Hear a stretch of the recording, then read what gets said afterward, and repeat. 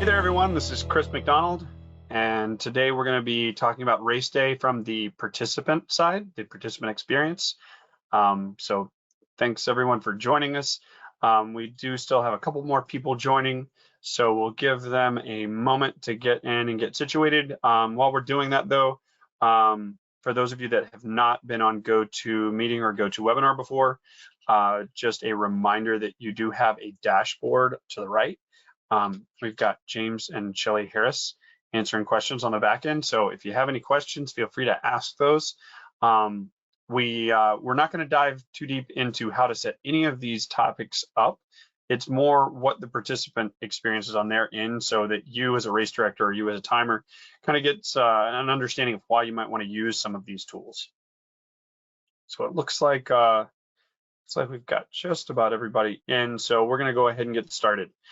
So today's agenda, first we're going to go into the just general race day technology from the participant's perspective, pre-race, and that's specifically talking about race day reg, race day check-in, and then during the race, when we're talking about scoring, text alerts, and race joy, post-race, which is the photos and the results, and then the role that the timer plays with all of this.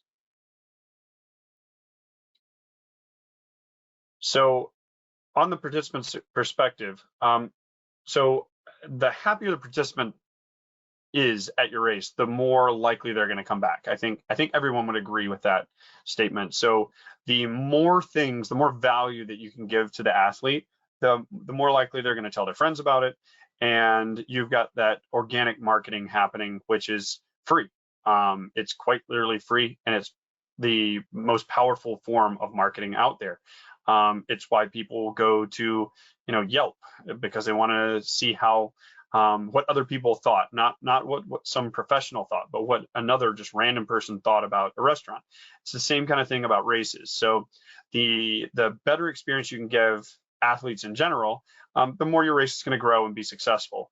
And so social endorsements of your race increases registrations.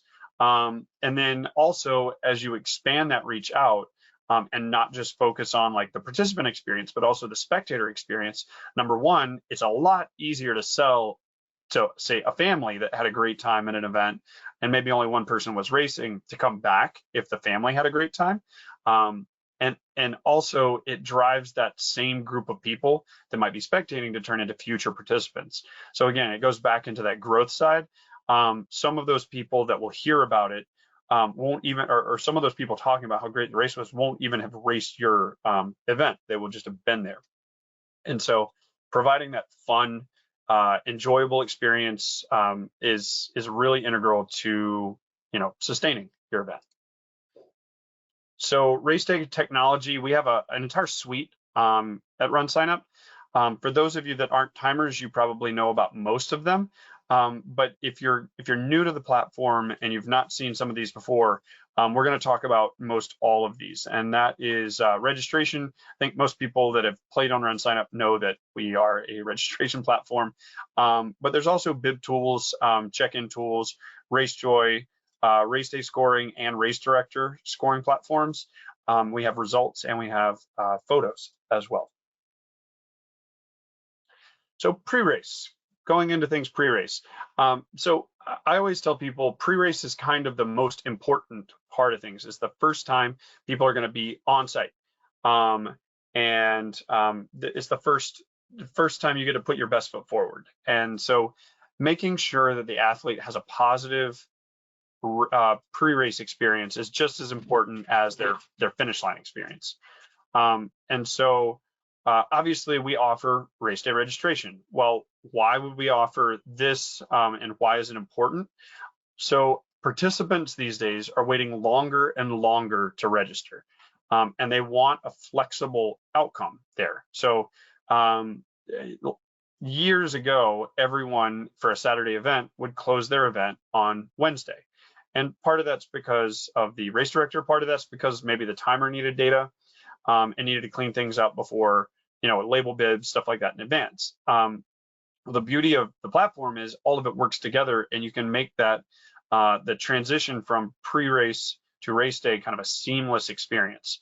And the participant wants that flexibility. They want to be able to they want to be able to register on their phone right before they get there, even if they have to pay a premium to do so.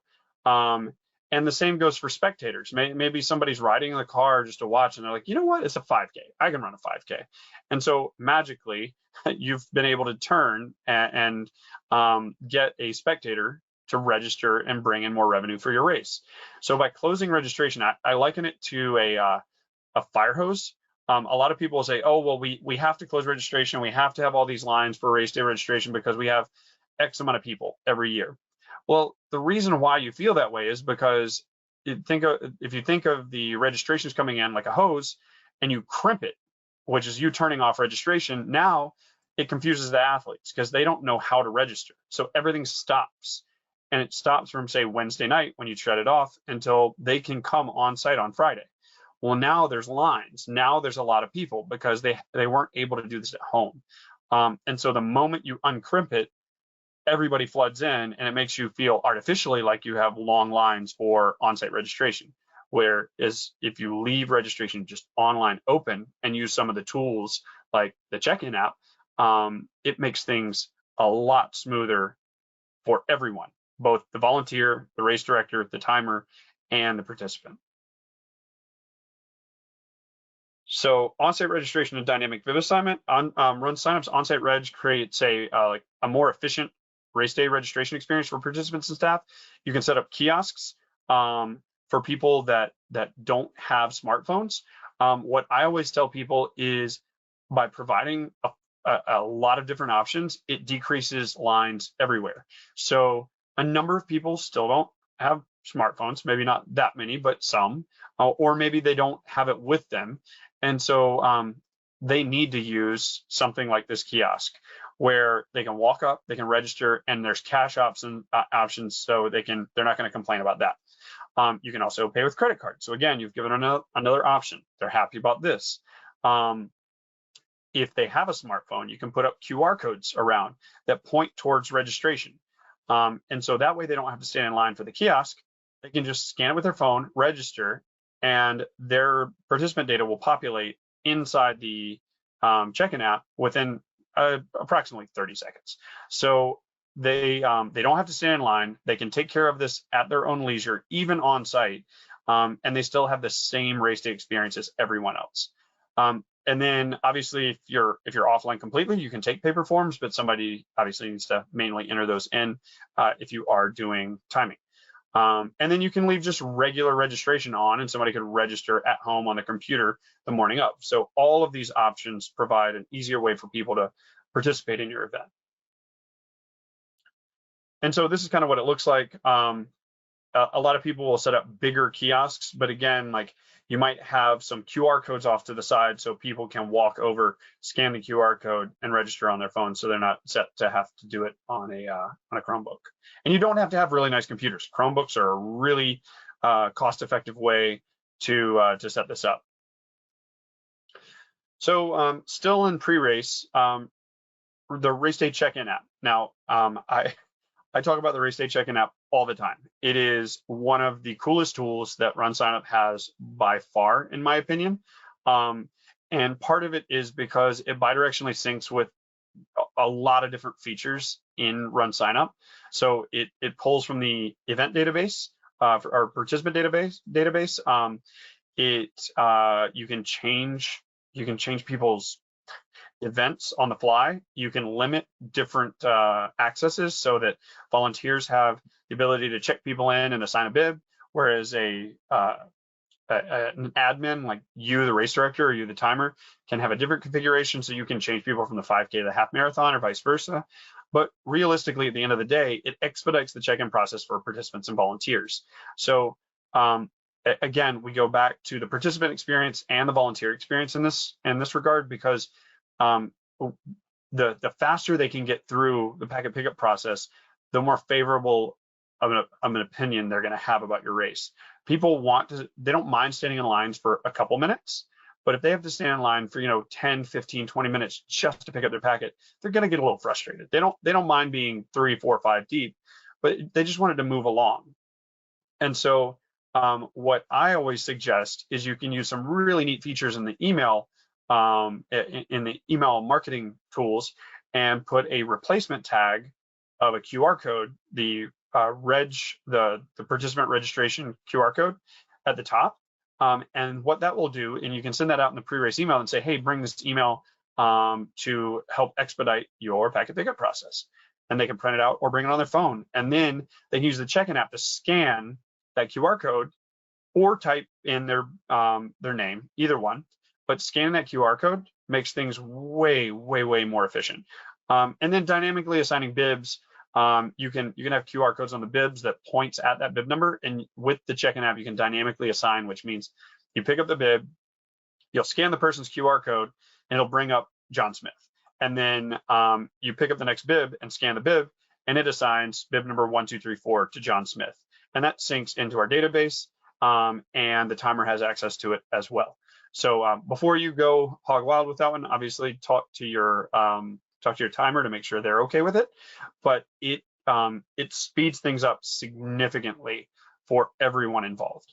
And like we said, participants can make adjustments with a volunteer in front of them, or you can set it up as at an escalation desk. And just utilizing technology, people are used to technology at this point. The more technology and the more it's used at an event, they're going to have a favorable opinion because they feel like you're at the cutting edge of race technology. So there's also custom label printing that syncs in with the check-in app that can further increase efficiencies and decrease confusion. But if you're not used to setting up printers and things like that, then just something as simple as writing the name and the t-shirt size on the back of the bib is a really quick and easy way of solving that problem. And so in this scenario, this was at our symposium, and we actually allowed for people to experience this by, on our morning run, they checked themselves in and scanned their own bib just so they got that, they got to feel what the app did and how quick and easy it was. Obviously, at a real race, you wouldn't be allowing people to scan their own bibs because that could get a little out of hand. Let's see if I can get these to work. So excellent. Looks like it's going to work for us. So you quite literally go in and you can hit the check-in button and you can check that person in, and then you hit save and continue. And in this regard, you are printing it and it prints out a label. So let's see if we can go to the next slide. And this is another way it works. You can scroll in, you can click on a person. So these are videos, and as soon as you do click on a person, it opens the camera and it assigns that person 801. And so let's see what the next one is.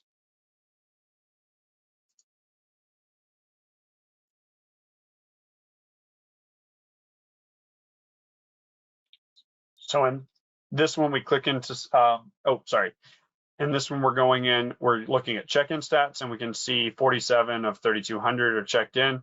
So the nice thing about this for you is you could be out on course or, speaking with your timer or somewhere at the finish line, and you can look up and see how many people have checked in over any length of time. All right, so moving on to during the race, scoring, splits, tracking, and race joy. So this is kind of the meat and potatoes of a race because the race is actually happening. So scoring and text alerts. Why would you want to do this? What does it matter to the participants?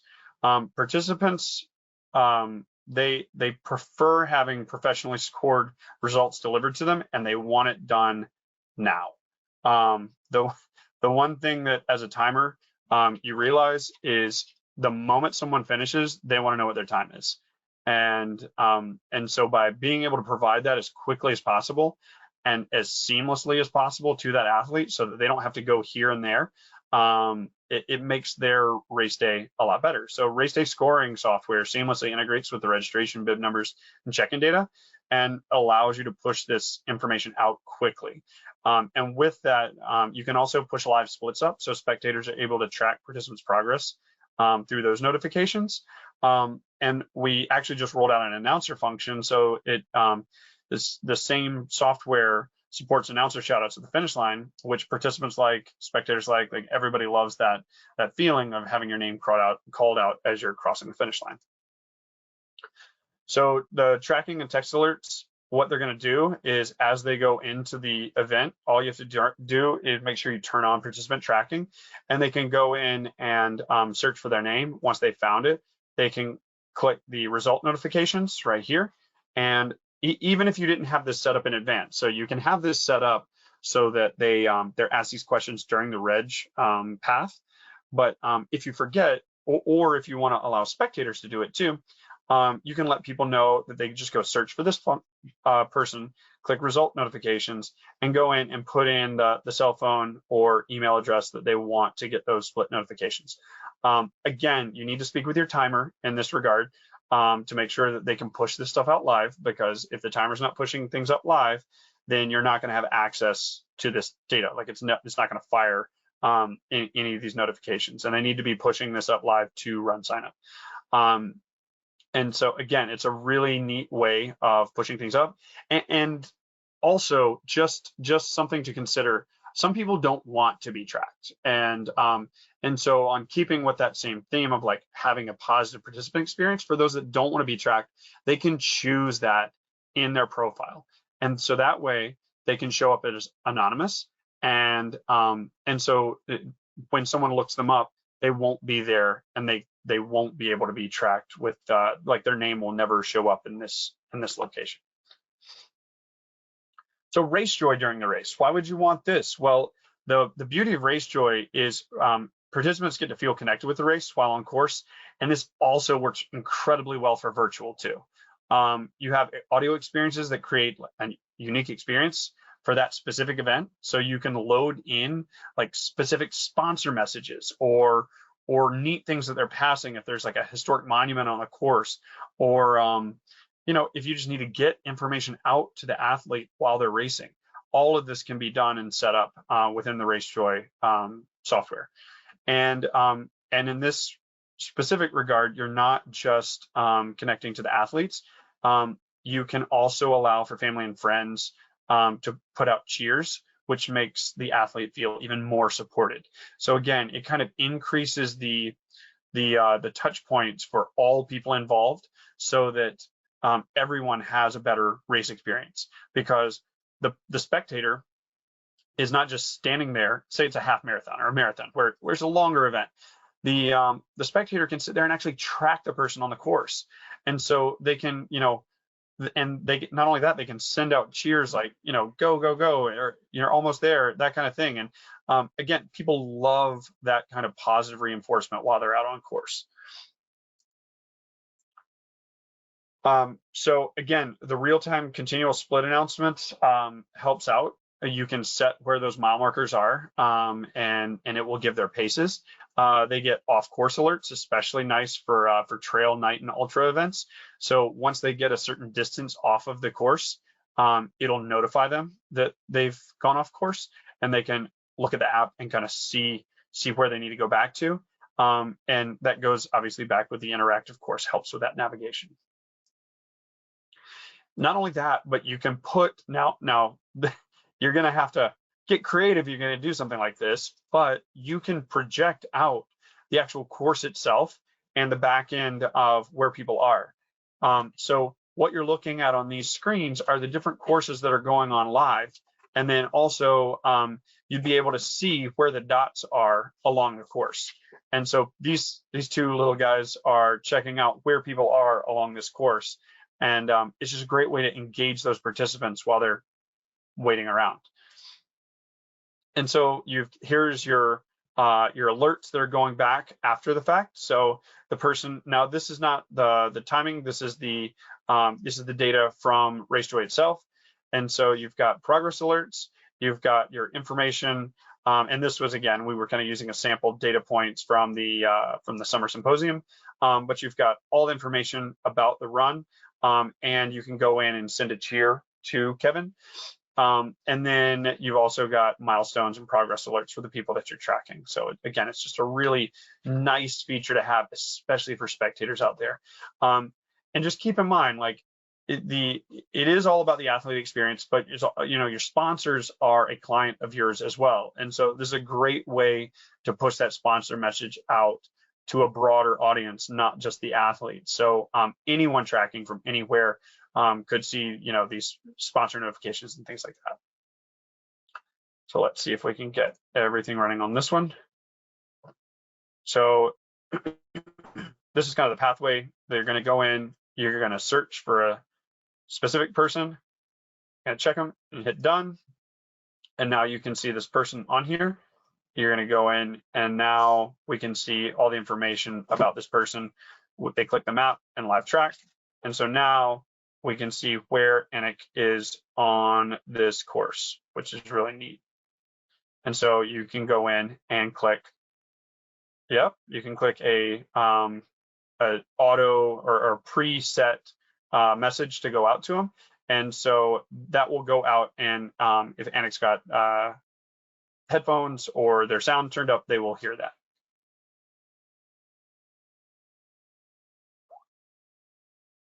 Let's see, is this the same one? Don't think it is. Sorry, here we are with a different one. So we're going to search for a different person.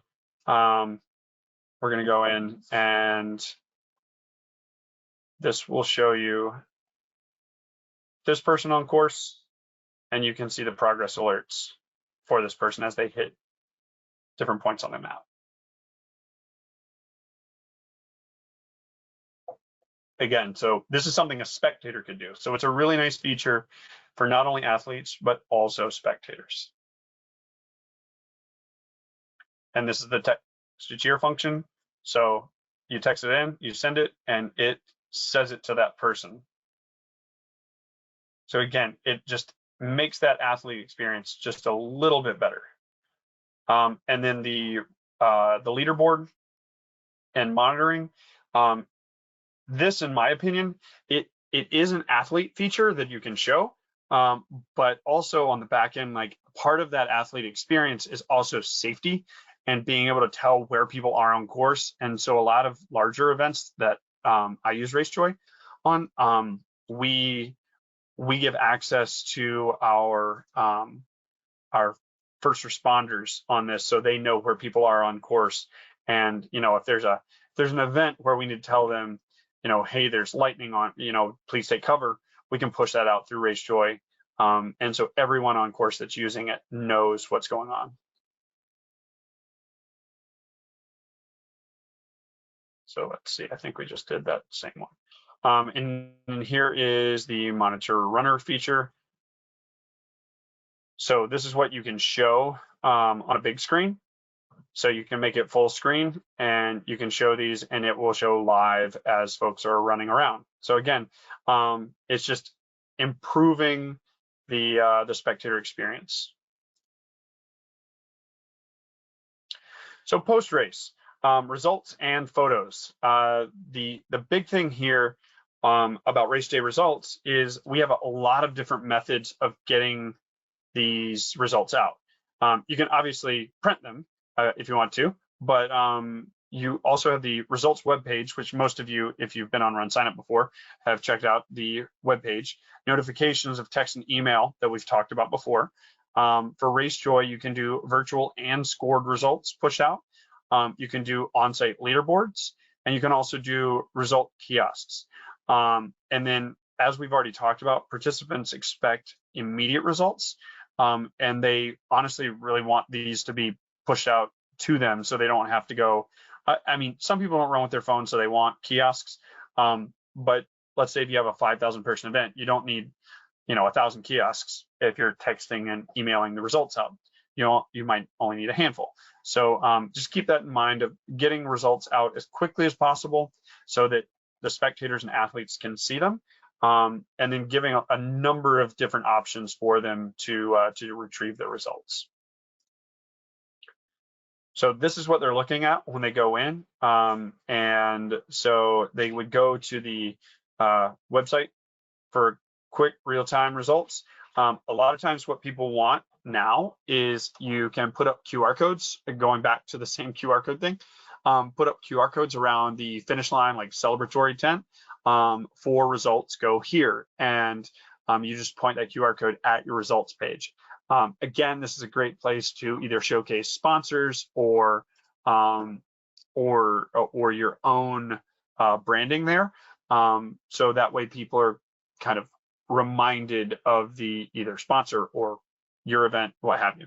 And then some benefits of these results is you can also do this in RaceJoy. So these are your results in RaceJoy, and so you can click into those too. And these are, again, from the Sweet Run this summer. Some other things to consider here. It's not just their result here. If you click into these people, and I think we have a slide later, but if you click into these people, you also get additional information like finisher certificate, photos, videos, and all of these are free functions within the platform. And so you can kind of upgrade the athlete experience. Sure, there is some sweat equity put in, but you can upgrade the athlete experience with without having to put too much time and energy into it, and without having to put a lot of money into it. So just keep that in mind. People really do like pictures of themselves. They love videos of themselves. And a lot of people really like finisher certificates as well. So race day photos. Why would you want to do race day photos? Well, people want easy access to free race photos. And our functions allow people to upload photos themselves. It gives them control. You can set it so that they have to be approved before they're pushed out. You can also do team photos, which increases the social nature of the event. And the sense of accomplishment and engagement with your race extends well beyond race day. And that goes without saying, like the things that you think about after the fact. Race day is Saturday morning at 8 a.m. But on Sunday, you look at the results. On Sunday, you look at the pictures. On Sunday, you look at the finisher medals or the t-shirts or what have you. Those are the things you take with you, the finisher certificates. So it takes your race from being, a 5K or a half marathon just on that one day to a year-long experience or even multiple years. I mean, people show up to races with race shirts on. So, and it's additional branding for you. It's additional marketing for you. So with these race photos, you, like we said, it's free, and you can also drop images on top. And the beauty there is you can either help with sponsorship marketing or your own branding. It does do auto bib tagging for quick access, and it's quite accurate. We always suggest using 4-digit bib numbers. That way speed limit signs in the background or other random numbers in the background don't get tagged as bibs. It does integrate directly into the results pages and teams pages. There's no limit to the number of photos you can upload. It's free for RunSignup events. And like we talked about, you can either let participants or you yourself as a race organizer can upload. And it builds out within the RunSignup website builder. There is a dedicated photo page. And so you can select where you want or multiple shots.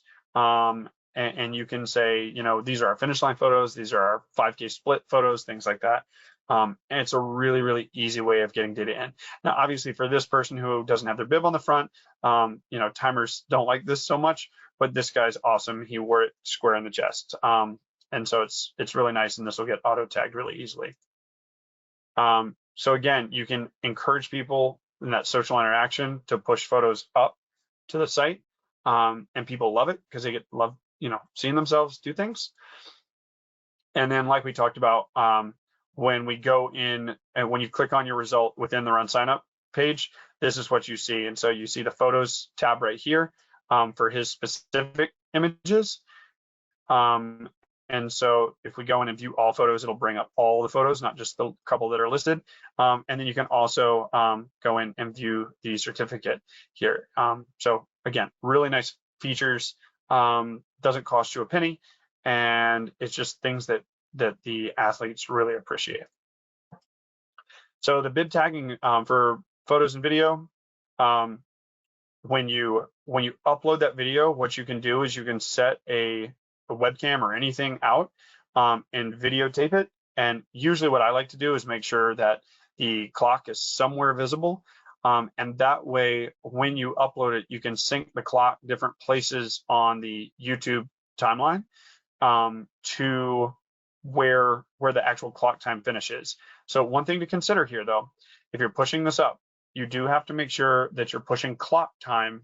You can hide it, but you have to push up clock time to RunSignup, because it's gonna struggle and miss people if you're only pushing chip time, because chip time is not necessarily sequential finishes. So again, you have to push clock time up. And so then people can go into the results, and you can see lots of pictures here for this person. You can see splits out there, and they have the photo certificate and the race video that they can go check out. And that race video opens up a clip that starts 5 seconds before, I think it's 5 seconds before they get to the finish line. So roll of the timer here. So all these things that we've talked about are great features. A lot of these can be supported, managed, or improved with the help of your timer. So your timer can really help with race day registration. A lot of times timers have a lot of equipment like Chromebooks or laptops or tablets or things like that. You're gonna want registration. Your timer might have tools that you could either rent, borrow, what have you, and they might be able to build out those QR codes for you. For bib management, it kind of goes without saying, no matter what, with bibs, you're going to want to chat with your timer, especially if you're using stock bibs that they have, because you might want to start at 1 and they're going to start at 3001. So you guys just need to be on the same page with your timer. Also, if you say, hey, we want to do dynamic bib assignment, that's awesome. But again, talk to your timer, because if they might have a little bit more insight into, hey, look, I would love to do dynamic bib assignment for all your other events, but this specific event, it's not going to work because we don't have internet access at that point. Or they might be using a different platform, or they might not be comfortable with it, what have you. So just, it's a conversation to have. If they need to learn more about how to do these things, we have certifications out there for them in terms of just RunSignup certified, RaceDay certified, and RaceJoy certification for timers, so that they can continue their continuing ed in the timing field. They can also help with participant and volunteer check-in. A lot of timers have been through training on the check-in app and would be happy to walk you through how to set that up or set it up for you. In terms of participant tracking, whether it be splits out on course, you would need to chat with your timer, or RaceJoy, you would need to talk with a RaceJoy certified timer, which there is a listing of those on the RunSignup site. Results, goes without saying, your timer is going to be the one pushing results up. And even if they give you a CSV file, you can push those up on your own after the fact. And then photos, your timer might have backup video that they would be willing to upload to YouTube, give you the URL, and you could drop that in. Or they could walk you through the process of getting those photos linked up with the results, because again, the live video does have to have clock time in there. So that is the participant perspective and all the tools that goes along with it. I'm not sure if we've had any questions that we need to float out to everyone. I know it's a whole lot of information, and hopefully a lot of you are using these tools to help that athlete experience. So Chris, you started out today kind of talking about the standard process of closing down registration, getting those bibs printed. Obviously the timer has to get their RFID tags on there and getting them out into the bags. And can you talk a little bit about like your experience overall, your years of timing, and how you've helped events kind of transition to a model where you do both? You get the pre-bibs out there, and then maybe you got some stuff handled in the last few days. Yeah, so with the bib management tools, you don't have to do dynamic bib assignment. You can set up automatic bib assignment at time of registration, which is what some people feel a lot more comfortable with, because that way you're not relying on a volunteer who is maybe not with your organization, just somebody that shows up on race day to help out. And so even if you're using that kind of model for bib assignment, you can integrate that in with the check-in app, because as soon as John registers 5 minutes ago, he can walk up, his data is going to be in the check-in app, and the bib number will already be assigned. You're just going to go get that bib number. And so that's the big thing to remember. The moment you print out a participant list, if registration is still open, that participant list has aged and could potentially be, I'm not going to say useless, but there's gaps, because the moment someone else registers, they're no longer on that list. And you're really wanting everyone to have a similar race day experience. And so you could have a table for late reg and things like that. But personally, what we've gone through is shifted everything over to, or as much as we can, over to dynamic bib assignment, leaving registration on. And one of the best tools that goes along with all this in managing athlete expectations is we use the inventory functions for giveaways within RunSignup. So obviously, if you have 200 runners and you have to place your t-shirt order, maybe you order 250 shirts, right? And you kind of estimate out, there's a cool estimator tool on that giveaway report. And so when you check that out, when you place that order, you can now go in to the inventory tool on the back end of RunSignup, and you can put in the actual shirts ordered. So if you ordered, 25 smalls, 50 mediums, 50 larges, 25 extra larges, you put those in and hit save, it'll actually give you the inventories left. And as people continue to register, those will deplete. And so what we do is we also offer a no shirt option for all events. And it's not a cheaper option or anything like that. But when their shirt's not there, when somebody registers, even if it's on race day, if small is grayed out and says sold out, the athlete's not going to come up to the store or come up to the table and say, hey, I wanted a small, or I'm supposed to have a small. Well, no, you're not. I can look in the app right now. I can look in the database right now, and it says you picked a medium. Well, yeah, I wanted a small, but you were sold out. It's a lot easier to manage that expectation in advance, and they know what they're going to get. And so it's an easier conversation to say, hey, you're registering on race day. We're sold out of smalls. We'll be happy to give you a medium. But they know that.